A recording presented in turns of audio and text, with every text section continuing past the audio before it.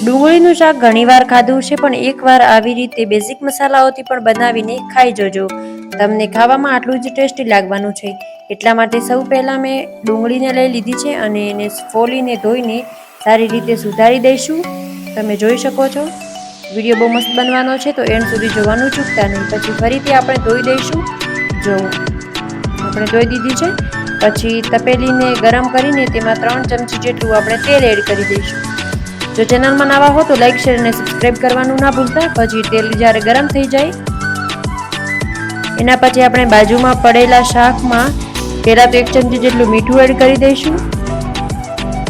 પછી એમાં 2 થી 3 ચમચી જેટલા લાલ મરચાંને પણ એડ કરી દઈશું અને 2 ચમચી જેટલી હળદરને પણ આપણે એડ કરી દઈશું. પછી જ્યારે તેલ ગરમ થઈ જાય એટલે એમાં લસણની પેસ્ટને પહેલાં આપણે એમાં જીરું એડ કરી દઈશું અને પછી લસણની પેસ્ટને પણ એની અંદર એડ કરી દઈશું અને બંનેને ફ્રાય થવા દઈશું. તો આપણે પછી જે શાક હતું એ પણ એની અંદર એડ કરી દેવાનું છે. તમે જોઈ શકો છો અને સારી રીતે એને મિક્સ કરી દેવાનું છે. પણ ફ્લેમને આપણે થોડીક ધીમી કરી દેવાની છે, મીડિયમ, કેમ કે જેથી મરચાં અને મસાલાઓ દાજી ન જાય.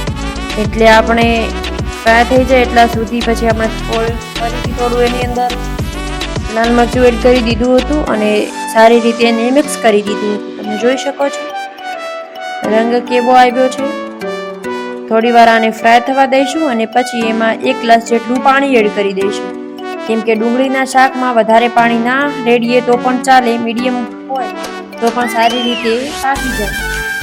ત્યાંને હલાવીને હવે એમાં પાણી એડ કરી દીધું છે.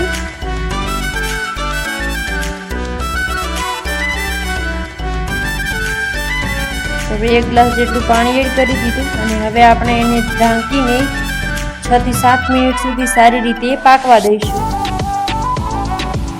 કોણ કોણ આવી રીતે શાક કરીને ખાય છે કોમેન્ટની અંદર કહેવાનું ભૂલતા નહીં.